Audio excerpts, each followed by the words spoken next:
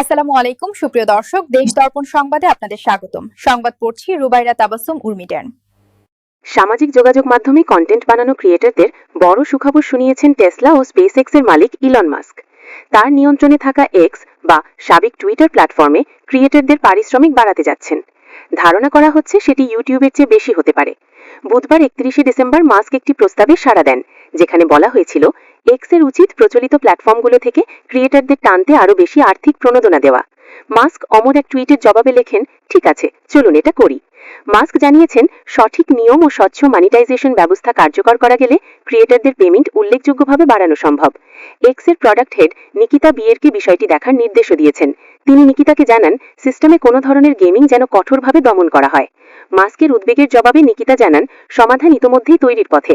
তিনি লেখেন, কাজ চলছে। এক্স টিম এমন একটি নতুন পদ্ধতি তৈরি করেছে যা 99% প্রতারণা দূর করতে পারবে। অর্থাৎ নতুন সিস্টেমে কেবল প্রকৃত ও উচ্চমানের এনগেজমেন্টই পুরস্কৃত হবে।